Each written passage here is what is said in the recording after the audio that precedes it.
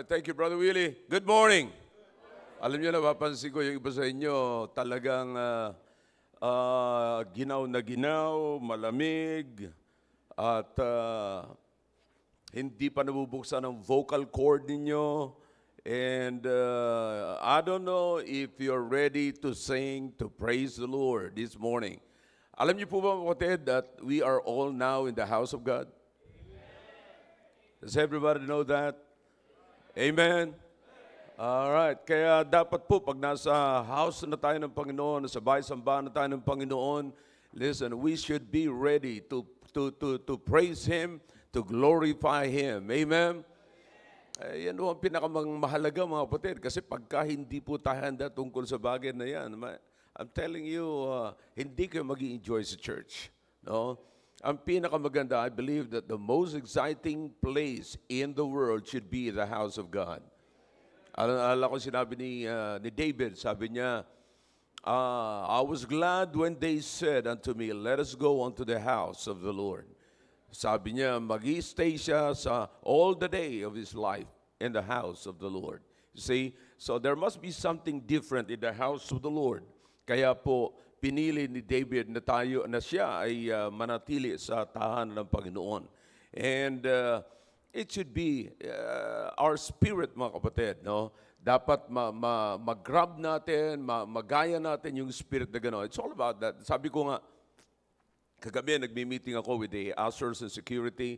Sabi ko, discoveryhin natin. Discoveryhin nyo na kung bakit kinakailangan mahalin natin ang Panginoon. There must be a good reason. No? Kinakailangan yung reason ay hindi po pwedeng takpan ng ibang ma-overwhelm ng ibang reasons. No? Kaya kinakailangan discoveryhin natin bakit natin mamahalin ng Panginoon, bakit wala nang ibang pinakamasaya sa akin kundi yung maglingkod sa Panginoon, may gagawin para sa Panginoon. You must have the reason, mga kapatid. Okay? All right, let's praise Him. Page 1 of your songbook, please. Page 1 of your songbook.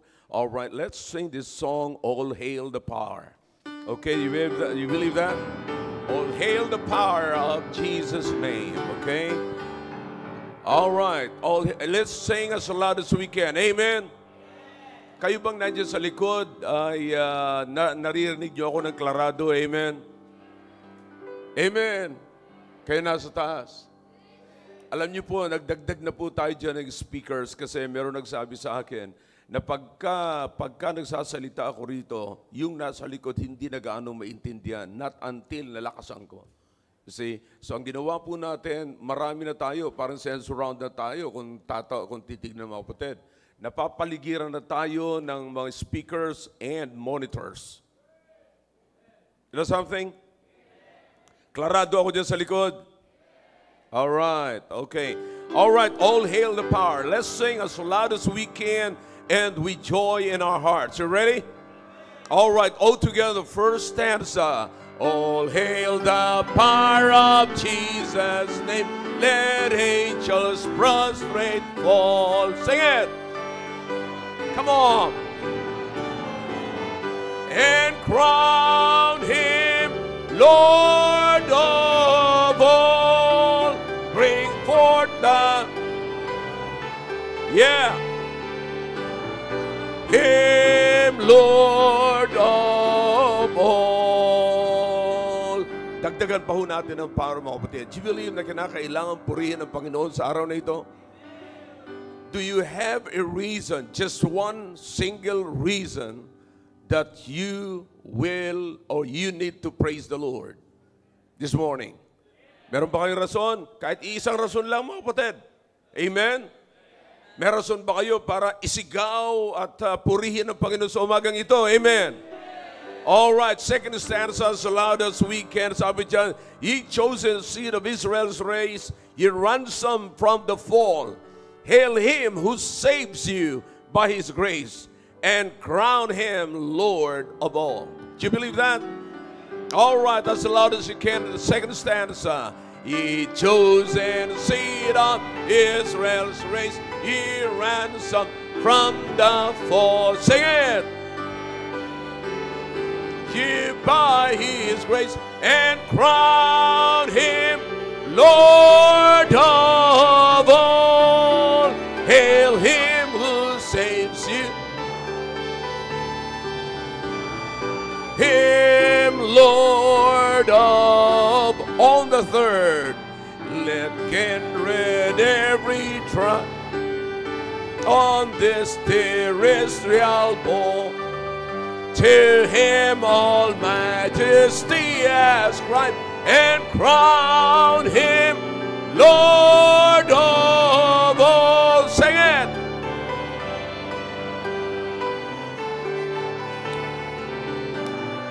Him Lord of all. On the last O together. Oh, that. Come on, people upstairs, sing it.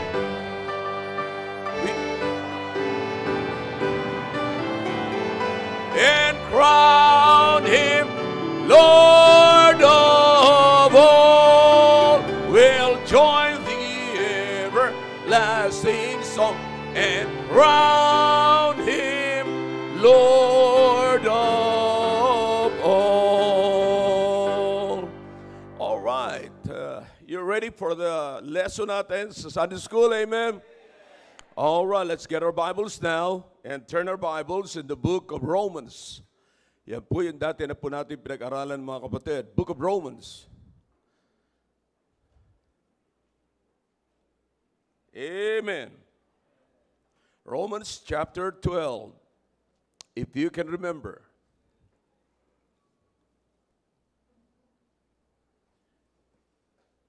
All right, Romans chapter 12. Are you with me now?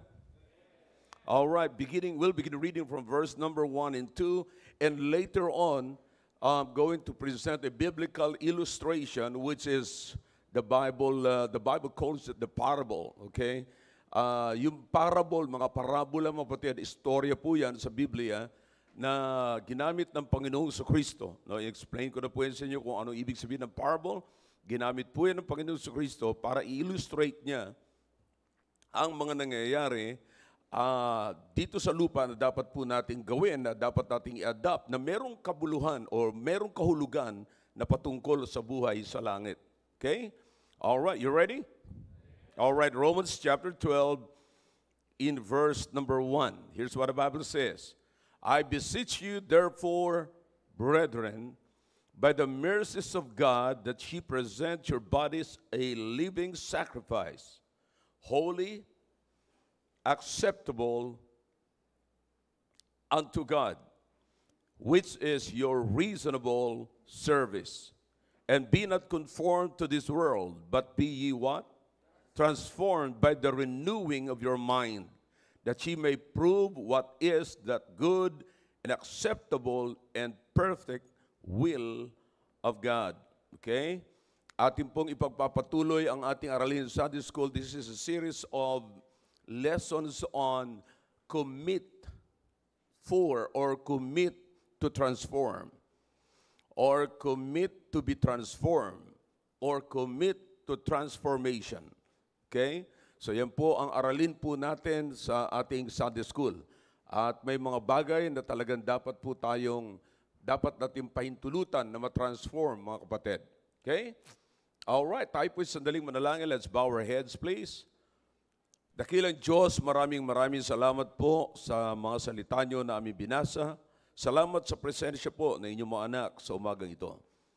Thank you for putting us in our hearts the desires to come together and gather together and assemble ourselves together to hear your words and to glorify, to lift up your name. Thank you, O God, for that desire. Salamat sa buong magdamag na iningatan niyo po kami at pinagkalooban niyo po kami ng maayos na kapahingahan. Salamat, Panginoon, na binibigyan niyo po kami ng kalakasan. Nagising po kami na meron kaming kalakasan, kalusugan, at higit sa lahat ang kasiyahan na kami po ay makapakinig ng inyong salita. Thank you for putting us the hunger and the thirsting for your word. Thank you, O God. Salamat at kami naririto ngayon sa inyong bahay sambahan. Pagpalain niyo po ang pag-uusapan po namin ngayon about commitment to transformation. And I beg you, oh God, to please forgive us for our shortcomings. And if there's any wicked ways in our hearts right now, and even in our minds that could possibly hinder our understanding, oh God, from your word, please forgive us and cleanse us from all unrighteousness. And I promise you, I'll give you the glory and honor this morning. In Jesus' name, amen. All right, thank you. You may be seated in the presence of our God. Okay? Medyo may konti lamang po tayong babalikan sa atin pong pag-aaral, mga kapatid. All right? Is everybody ready? Find your seats. And usher, take charge of those who are coming in na hindi maapektuhan yung mga nakaupo na. Okay? Sa ganitong pananalita, mga kapatid, klarado ako dyan sa likod. All right. Talk to me, ha? And alam nyo, siyempre, wala ako dyan sa likod. Nandito ako sa harap. May dalawang monitors ako rito. And sometimes, maliwanag lamang sa akin yung monitor ko, pero hindi pala dyan sa inyo sa likod. Maraming salamat din sa mga nagmumonitor na sinasabi po sa akin. Okay? Gagawin po natin ang lahat ng paraan para tayo po ay para makuha nyo ng mabuti at maging maliwanag sa inyo ang salita ng Diyos. Okay? Ngayon, alright, i-review ko lamang po yung ating napag-aralan. Last Sunday, ay binigay ko po sa inyo yung introduction sa lesson na ito na about commitment to transformation. Okay, the challenge is you have to commit to be transformed. Okay, there must be a commitment. Without a commitment, man, I'm telling you, I promise you, you'll never be transformed. Because ito lamang po ang maganda sa atin. Ang pinapaboran lamang po natin yung maluag sa atin. Without a commitment. Now, do you understand that even in church membership, marami ngayon, nauuso po ngayon yung tinatawag lamang na Christian fellowship.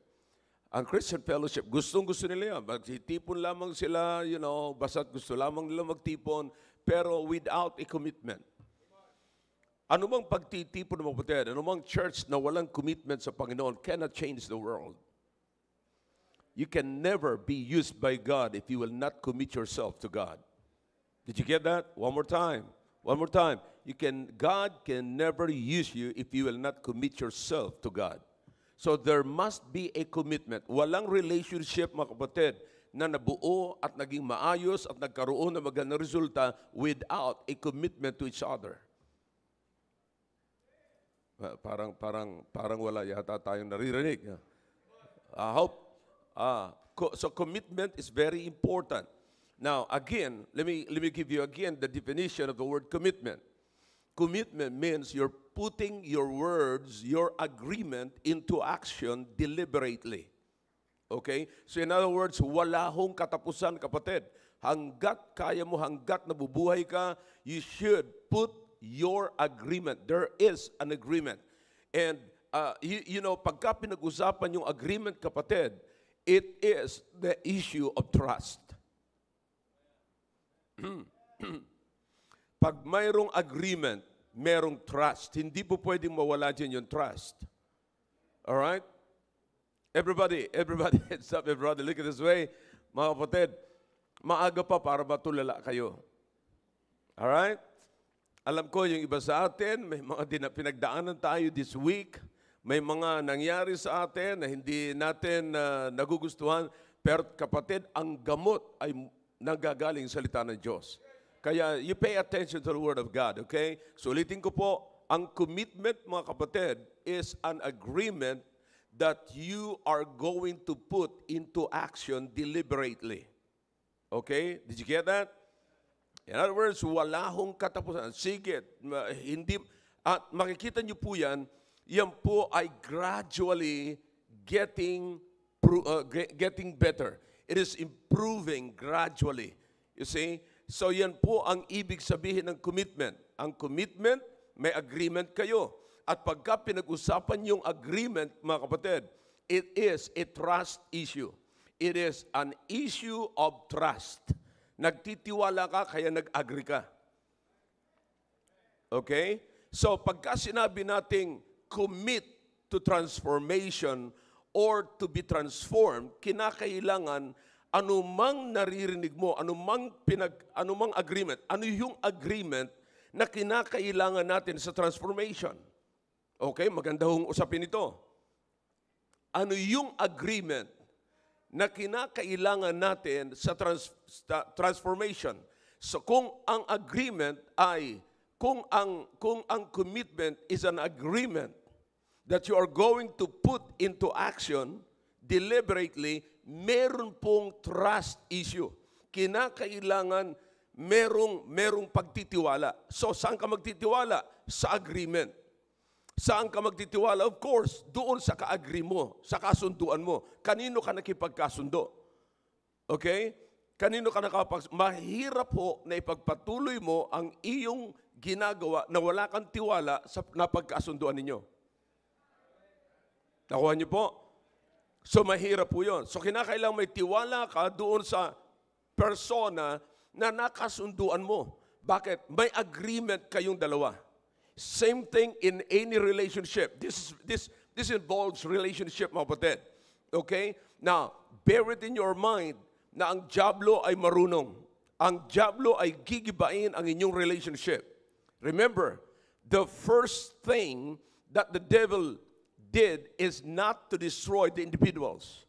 But the first thing that the devil did is he destroyed relationship in the Garden of Eden. You remember that? Naalala niyo mga kapatid kung anong sinira ng dyablo? Relationship. You've got to take care of that. Okay? So, ano po yung relationship? Kaninong relationship yun? Between man and God. You see, yun ang unang-unang sinira ng dyablo. Okay? Now, do you understand na where's the trust issue there? Okay? Naalala niyo kung anong tanong ng dyablo kay Eve? You remember? Ano sabi? Anong tanong ng dyablo? What God said. See that? He's trying to disqualify the trust, the Word of God. Okay? Kinakailangan sirain ng dyablo yung pagtitiwala ng tao sa Diyos. See that? So ano yung sinisira niya? Agreement between man and God. Come on, come on. Is this interesting, mga kapatid? Alright. So sana, kasi kahit saan kayo pumunta ang relationship, merong trust issue. Parang nagmamaang-maangan kayo, mga kapatid. Alam niyo po ba yan? Sa mag-asawa, trust issue ang problema. In any relationship, kapatid, sa business, saan mo ang dalhin yan? May issue dyan ang trust. Because you have an agreement. Okay? So, here's the thing. Kung merong commitment, merong agreement. Kung merong agreement, merong trust. Yeah? Okay? Ngayon, so inuulit ko po, ang dyablo marunong. Gigibain niya yung relationship. Bakit? Para magiba ng dyablo yung relationship, kinakailangan lagyan niya ng doubt yung trust. Alright. Is this clear? Alright. So here's the thing, kapatid. Kaya nasira ang tao. Remember what the Bible says. Alright? Ano sabi ng Biblia? As by one man what? Sin. What is the sin? Disobedience. Why there is obedience? Because the devil already destroyed the trust. Yeah. Sinira niya na yung trust eh. So nasira na yung trust, nasira na yung agreement. At nung nasira na yung agreement, what is the next? Commitment. Wala na po yung commitment. Okay? So naway maging maliwanag ito, mga kapatid. So, makikita niyo, mga kapatid, yung mag-commit ka to transformation, you see, yung mag-commit ka to transformation ay kailangan dito maging magtiwala ka doon sa agreement. Okay? Kumbinsido ka that I really need to be transformed. So what is now the basis of transformation? This is very important. Now, you have to understand, kapatid, kung ano yung basis ng transformation kasi doon mo ilalagay ngayon yung trust mo. You see, Now, do you really trust the Word of God as the basis of your transformation? Talk to me if you can. All right? Now, nagtitiwala ka ba sa salita ng Diyos bilang batayan ng iyong transformation? All right? Kinakailangan, mga kapatid, kung hindi po natin pagkakatiwalaan ng salita ng Diyos, saan ka magtitiwala? Psychology? Yeah. Remember what I've told you every Wednesday night. Every Wednesday night. Kung napapansin niyo mga kapatid, bumabalik po tayo sa mga basics dito ngayon sa taon na ito. At yan po ang goal ko ngayon. Hanggat maaari, babalik ako sa number 1. Okay, para lamang maabot, because nakikita ko po ang problema, kapatid.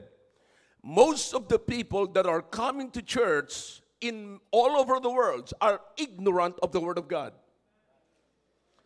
Why is that? Because they are just following the tradition and the routine of the church. That's a problem. They are religious, but they are not spiritual. You understand?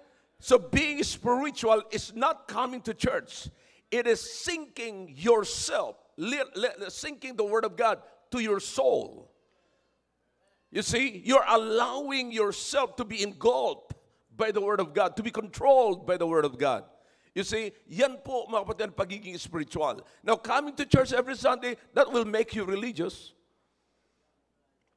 But allowing the Word of God to control your life, that is spirituality. Oh, good morning.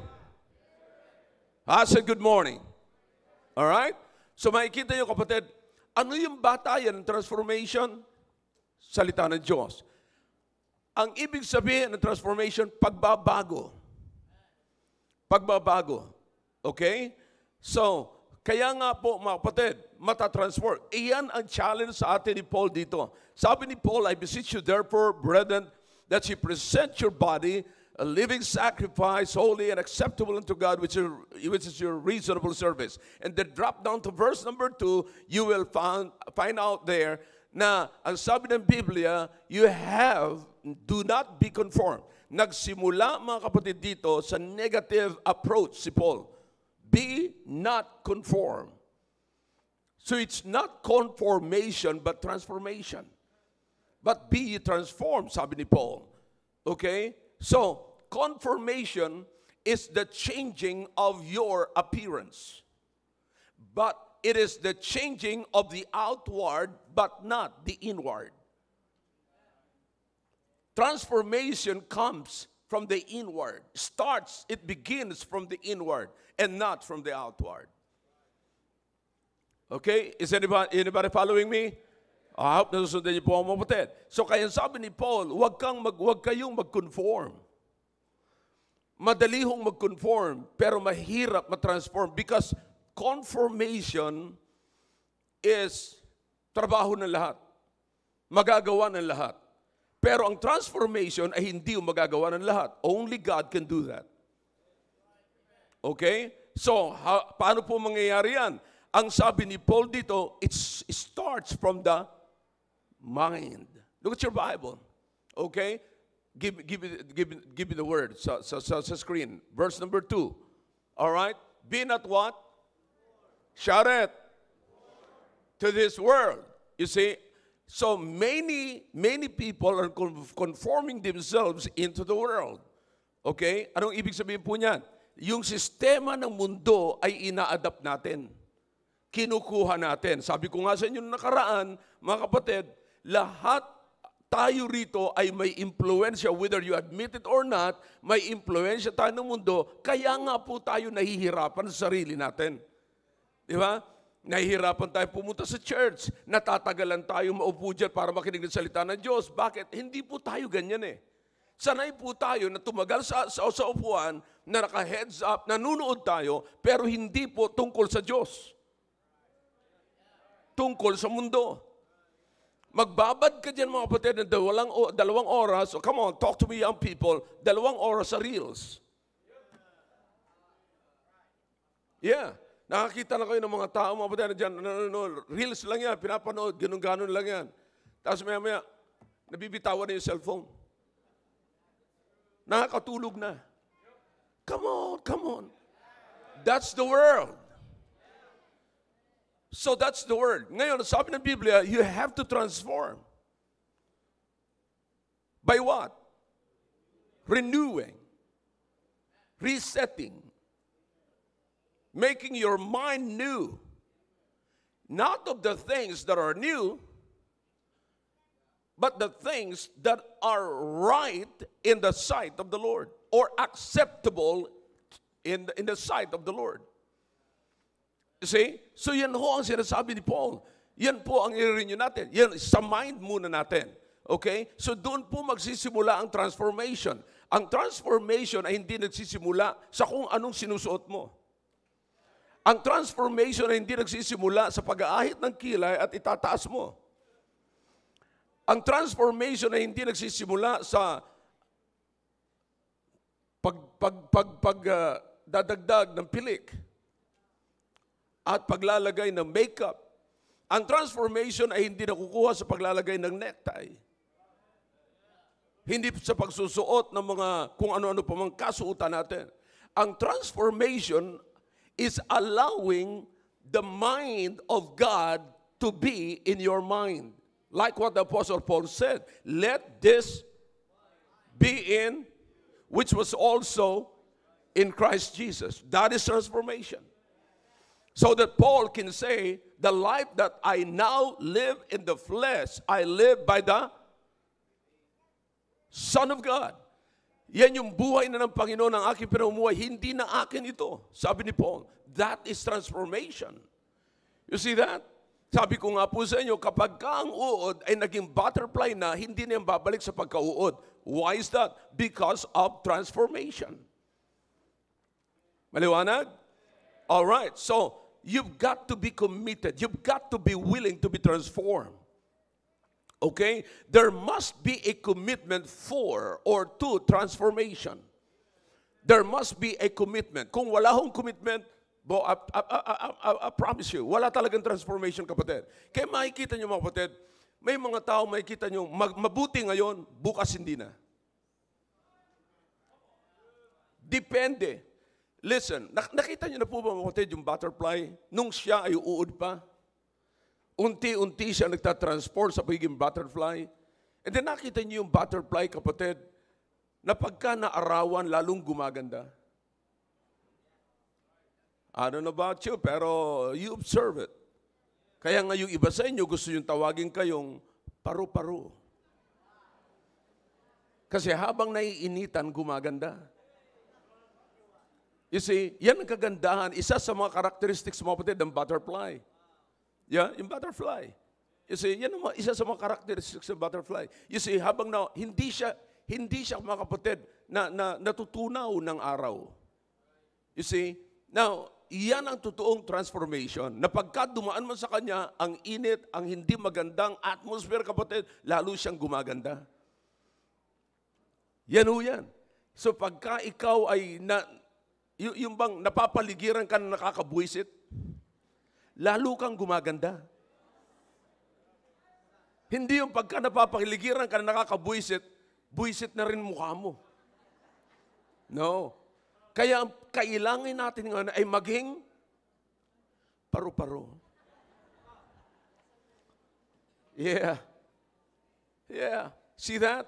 So, importante ito, mga kapatid. Now, so, you have to start, and the basis is this. Anong gagawin po natin, mga kapatid, dito? Come on, come on.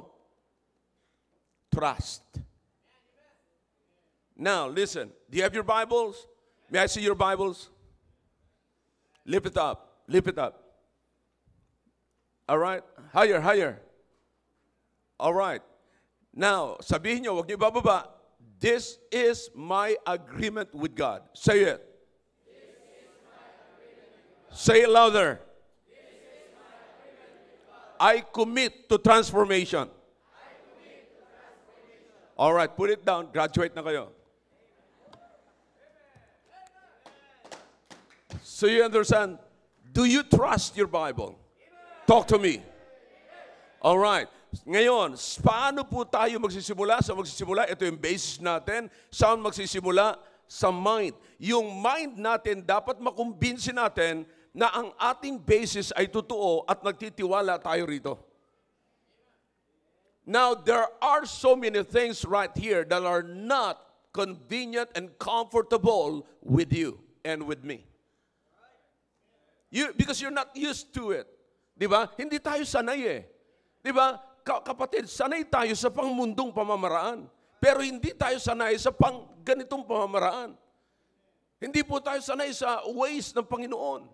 Okay? Kapatid, nire-review ko lang. Wala pa tayo dun sa ibababa ko ngayon. Okay? Now, listen, eto po yun. Eto po yun. Kaya mga kapatid, nagtitiwala ba tayo rito? Amen? Alright. Eto ang sabi ng Biblia, ilalagay natin sa ating mind.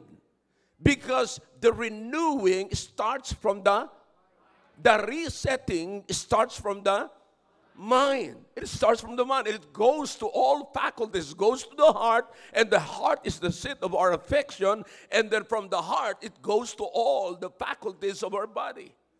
Parts of our body. Pupunta yan. Kaya yung lakad natin, kapatid, directed yan ng mind natin. Directed yan ng salita ng Diyos. That's why the Bible says the steps of a good man are what? Ordered by whom? By the Lord. You see that? You see, it can only happen when you commit to transformation. But if you will not agree, if you will not put into action the agreement, your agreement with God, kapatid, walang mag-i-exist na transformation. Walang mangyayaring transformation. Did you get the point? Nakuha niyo mga kapatid? Now, nagkakaunawaan po tayo rito mga kapatid. Now, let's see. Kapag meron tayong transformation, saan tayo magsisimula? Alright? Nandiyan sa mind natin. Ano yung ilalagay natin sa mind natin? Alright. Let's start from this. Because nakita ko po ito, kaya kung gusto magsimula rito, ay eto yung madalas na nagiging problema natin at meron tayong maling mindset pagdating sa bagay na ito. What do you think? Give you the word. Alright, wala? Finances. Money matters. And money matters.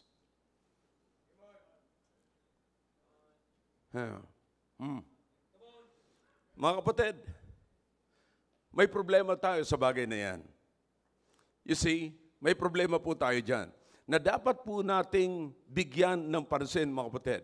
You see, sabi ko nga sa inyo nakaraan, ang pera, mga kapatid, ay palaging binabanggit ng Panginoon sa kanyang mga parables. In fact, dito sa Luke chapter 15, all right, you turn your Bibles now. Well, I'm sorry, Matthew chapter 25. Dito muna tayo sa Matthew 25, mga kapatid. Are you familiar with the parable of the 10 talents? All right, so you're familiar with that. Okay? Now, that is beginning from verse number 14 down to verse number 30. Mahaba po yan. All right? Hindi ko na po yan babasahin lahat, pero bibigyan ko na lang po dyan ng emphasis yung mga bagay na dapat natin bigyan ng emphasis, mga kapatid. All right? So makikita po natin dito na ang Panginoon ay may binigyan siya mga tao, may pinagkatiwalaan siya ng mga tao na magmamanage ng kanyang finances. Okay, merong 5, merong 2, merong 1, and then makikita niyo mga kapatid na meron dito na hindi ginamit yung ipinagkaloob sa kanya ng Panginoon. In other words, na mismanage. Listen, kaya binigay sa kanila ng Panginoon yan, hindi para i-keep. God gave him the money to use it, not to keep it. Okay? So that's the mindset, kapatid. May binibigay sa atin ng Panginoon, hindi para, kapatid, i-keep, kundi para gamitin. Whether it is a talent or in the matter of finances. Okay? Na pagka hindi po natin yung ginamit, nagkakasala po tayo sa Panginoon. Alright. Now, so why is this important, mga kapatid? Because money, like what I've told you, mga kapatid, can dominate you. Kapag ka ang pera na ang nagdo-dominate sa loob ng pamamahay natin, kapatid, I promise you, there is trouble. Because kapag ka ang money na, kapag ka ang pera nagdo-dominate ng mga kapatid sa loob ng pamamahay natin, lagi na lamang usapin. Alam nyo, ang problema, napansin niyo po mga kapatid, magsobra man ang pera, pinuproblema sa loob ng tahanan. Magkulang ang pera, pinuproblema pa rin sa loob ng tahanan. So what do you think, kapatid? Mag-isip-isip po tayo. So there must be something sa pera, kapatid, na talagang kung di natin bibigyan ng pansin, gusto ng pera, i-dominate tayo. You see that? So money can be the master of your life. Money influences our life for good or for bad. Yeah, sa totoo naman po, kapatid. Pwede tayong influensyahan ng pera sa maayos na pamamaraan, mga kapatid. And money can be used for good things, and it can also be used for bad things. Either way, ay pwede po gamitin niyo, mga kapatid. Now, did you notice that? That we are spending much of our time thinking about money, working for money, earning money, saving money, and investing money. You see, lagi po nating iniisip yan. Lagi tayo. That's why if you will not learn how to manage money based on the agreement that you and God made, kapatid, mapapalayo ka sa Diyos. I promise you, mapapalayo ka sa Diyos. Ilalayo ka ng pera sa Diyos. See?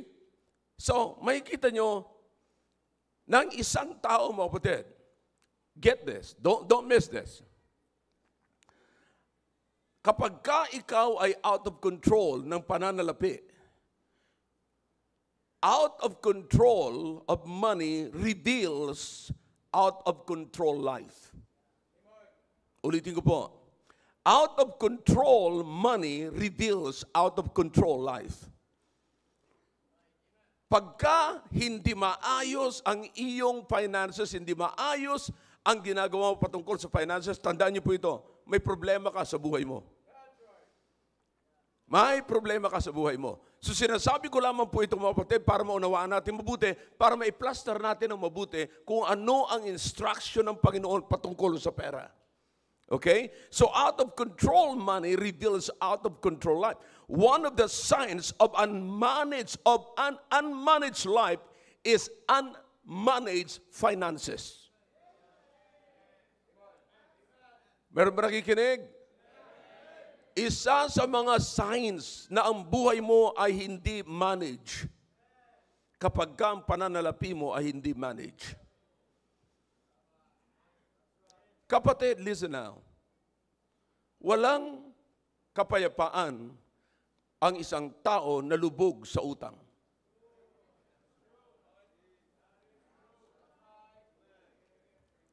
Kapatid, tandaan niyo po yan. Sabi ko nga, pagka nagkaroon ka ng problema at nagamit mo na yung extra mo, ibig sabihin may problema ka na rito. Okay? Now, God is giving you extra para maging blessing ka sa iba. You see? Well, anyways, yan po ang makikita po natin dito sa parable, kapatid, nitong 10 talents, makikita nyo rito ang connection, kapatid, ang connection ng pera at saka maturity. So, there's always a connection. Listen carefully. There is always a connection between maturity and money. See, naunawaan niyo po ba yan?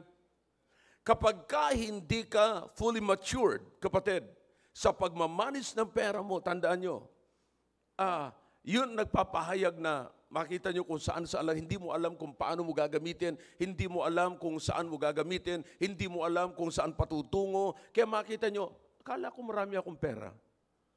Bakit bigla na lang nawala? So maraming mag-asawa nag-aaway, kapatid, dahilan dito.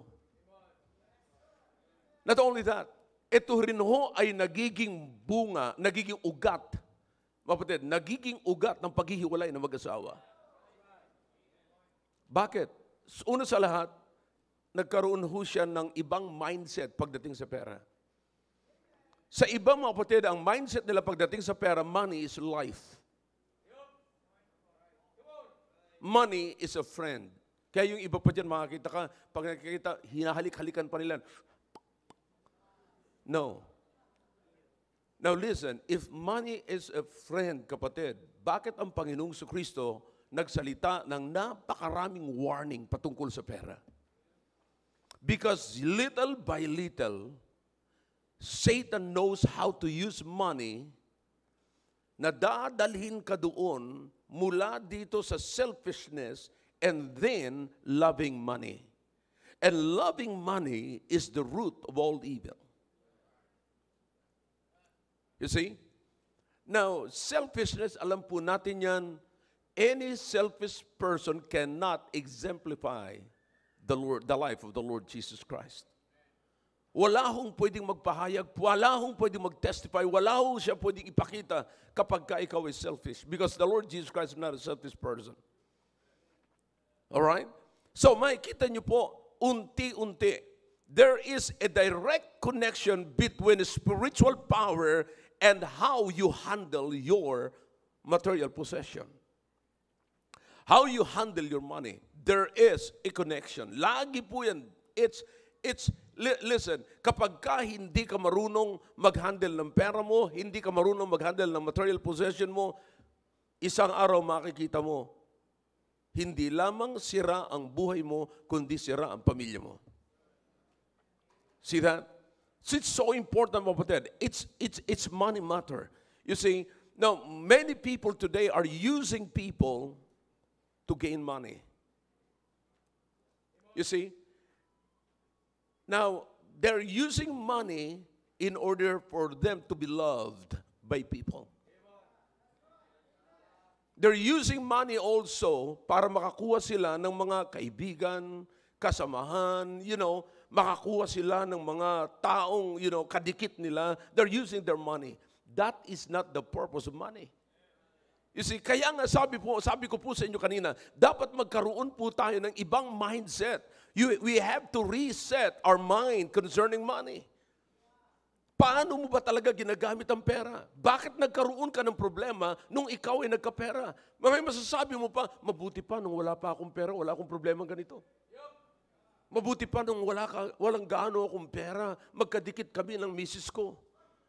Pero nung nagkapera, parang bakit kung kailan pa, doon pa nagsimula ang murahan. Doon pa nagsimula ang awayan, doon pa nagsimula ang inggitan, doon pa nagsimula ang selosan, doon pa nagsimula, nagsisimula ang, saan mo ginamit yung pera? Paano napunta rito? Siguro binigay mo sa, so you understand, bakit? Dumami na yung pera. So, naiintindihan niyo po, mga kapatid, katulad sinabi ko sa inyo kanina, dumami ang pera at kumunti ang pera, nagkakaproblema tayo sa pera. Bakit? Kasi po, nakatutok ang mata natin sa pera.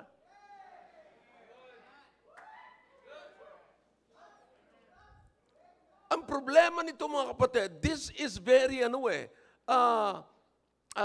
amazing. And not only that, do you wonder kung bakit kung kailan ka nakafocus sa pera, hindi mo naman mamanage yung pera? Lagi kang nakatuon sa pera, pero hindi naman mamanage yung pera. May problema pa. The fact na may problema ka sa pera, hindi mo mamanage ang pera. Pero pag na-manage mo, mga kapatid, ang pera, ay masaya ka. Masaya ka. It doesn't matter. Minsan, kapatid, kasi ganito, nagkakaroon lamang tayo ng idea, ng goal, na ayusin natin ang pera. Pagka malaki ang pera, kukunti lang naman eh. Listen, dito kapatid, sa parable na ito, you read it when you get home. Alright? Matthew 25, verses 14 down to verse number 30. Okay? You read it when you get home. Makikita nyo rito, na ang issue rito, na kung mapapagkatiwalaan ka sa maliit, ay mapapagkatiwalaan ka sa malaki. Bakit? Ang gustong mangyari ng Panginoon, magsimula ka sa maliit at hindi sa malaki. Because God is teaching us how to manage money. You see, mas mahirap pong i-manage yung malaki. Kaya mag-start tayo sa maliit. Yun muna ang unang i-manage natin. Simulan natin. Sabi ng iba, maliit lang naman. Kasino na yan, pastor? Sinisweldo ko, 600 a day. Tapos ganito, ganyan. Alright. Na naiisip niyo ba, mga kapatid, na yung iyong maliit na kinikita, tinatanggap mula sa Panginoon, ay pwedeng palakihin ng Panginoon? Now, let me ask you a question. Here's, hindi po tayo magtatagal. Itutuloy ko na lamang ito susunod. Here's the question. Kasama mo ba ang Panginoon? Did you make an agreement with God with your small amount of money? What is your agreement with God? Kunti nga. Sabihin natin, kunti lang yung tinatanggap ko, pastor. Kunti lang naman ang pera ko. Pero ang tanong ko nga ngayon, ano ang agreement mo sa Diyos sa konting pananalapi mo? Kunti lang. Paano ka gagawa ng agreement pagka malaki na? Paano ka pagkakatiwalaan ng Panginoon sa maliit pa lamang, nagkakamali ka na. At kaya ka nagkakamali, wala kayong kasunduan ng Panginoon.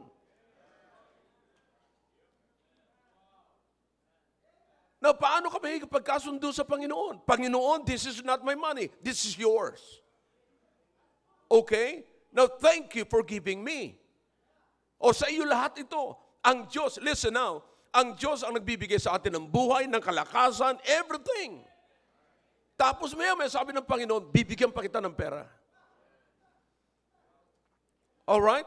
So binigay sa iyo lahat ng Panginoon. Ano naman ngayon ang pwede mo ipagkasundo sa Panginoon sa mga binigay niya sa iyo? Maliit na bagay lang.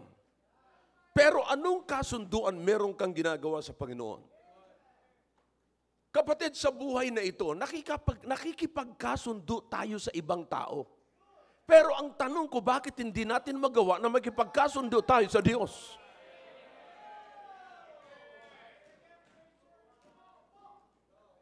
Sino ba ang mas powerful? Kanino ba tayo umaasa? Think about this. Sino ang nagbibigay siya ng buhay? Sino nagbibigay siya ng kalakasan? Sino nagbibigay siya ng pagkain? Sino ang nagbibigay siya ng tubig? Sa panahon na hindi ka na makapag-produce ng pagkain. Naisip mo ba na wala kang trabaho pero kumakain ka pa rin?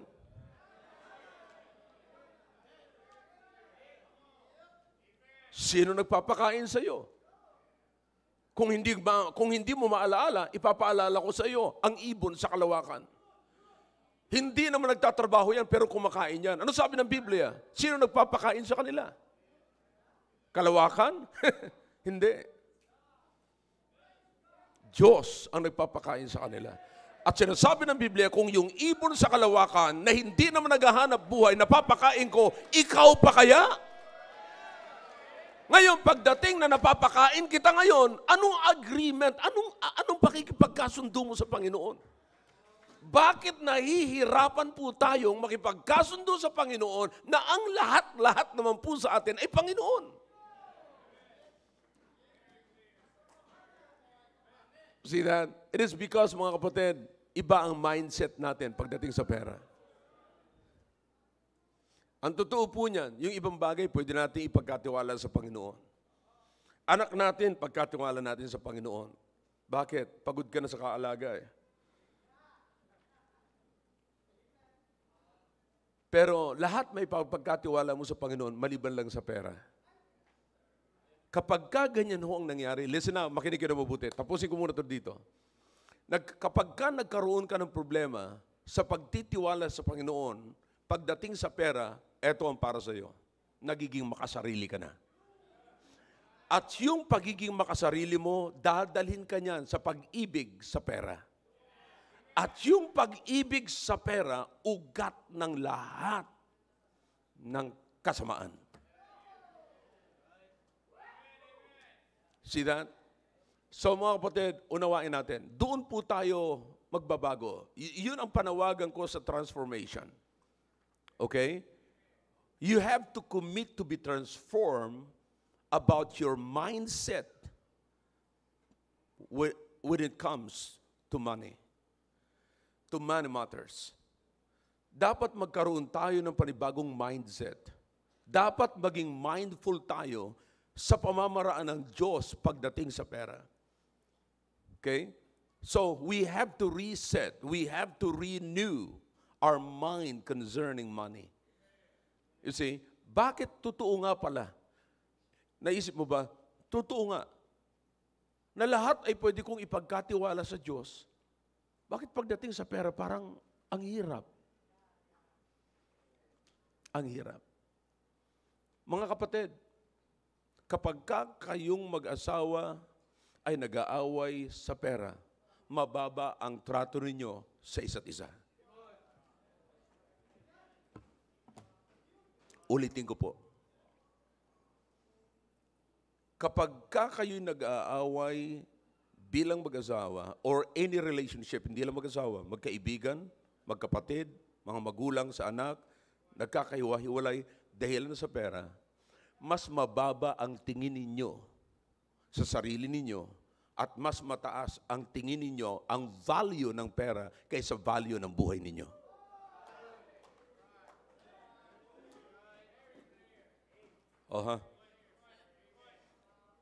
Pag namura mo ang iyong asawa, ang iyong anak, at ang iyong magulang na dahilan sa pera, ibig sabihin, tinataas mo ang value ng pera kaysa imahe ng Diyos sa paglikha sa iyo.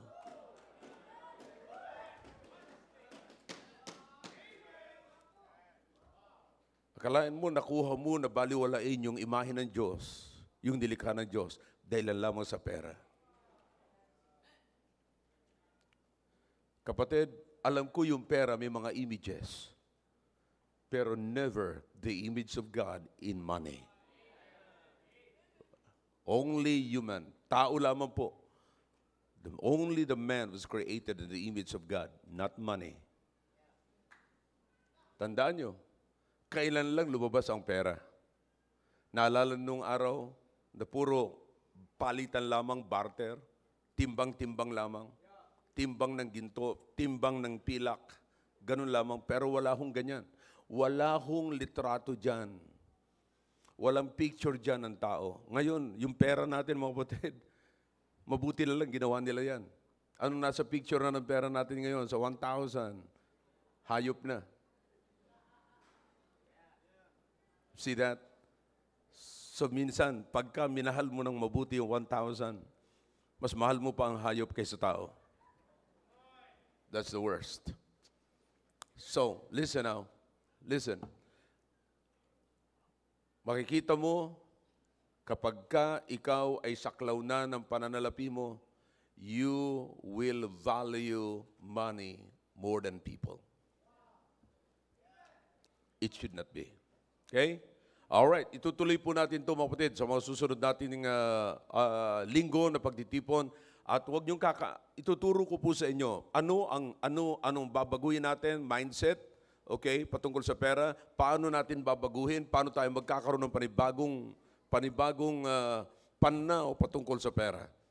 You see, mga kapatid, tandaan niyo po, listen now, hindi ho masama ang maging mayaman.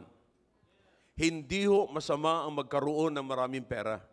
Sapagkat alam ko po na pinagyayaman ng Panginoon, sabi ng Biblia, the liberal soul shall be made fat. You see, hindi ho imposible na tayo yumaman sapagkat mayaman ang ating Diyos. Siya ang source ng lahat. Pero kinakailangan lamang ho, may tamang definition tayo pagdating sa yaman. Naintindihan niyo, mga kapatid? Meron po tayong dapat na definition pagdating sa yaman.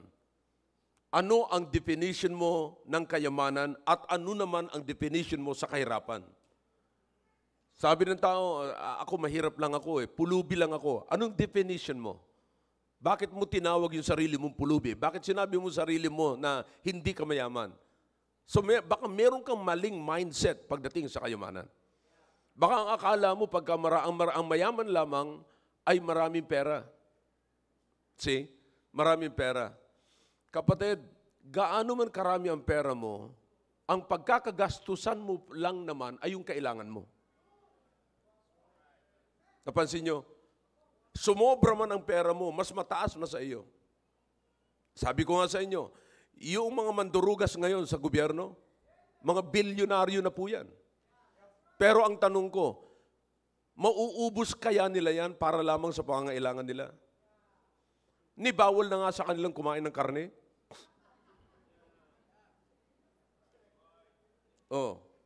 Ano na lang pwedeng, para saan lang yung pera nila? Pambili ng ano? Antibiotic.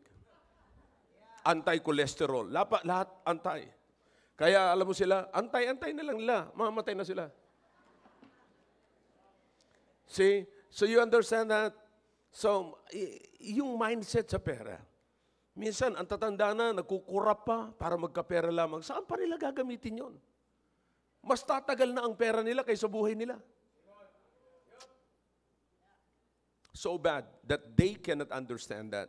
Kaya sabi ko sa inyo, mapalad tayo na nauunawaan natin ang kaisipan ng Diyos. Amen? Tumayo po tayong lahat. Dakilang Diyos, marami pong salamat sa salita niyo po na nahayag ngayon. Thank you, O God, for bringing up this message, O God, into our ears. And I pray, Father, please help us that this message will sink into our hearts and our minds. Pagpalain niyo po ang bawat isa na maunawaan po namin ang kahalagahan at kung paano po namin itatransform ang aming sarili sa inyong mindset about money, O God. So please, give us more. And bless the service this morning, save the unsaved, and baptize the converts. In Jesus' name, amen. All right.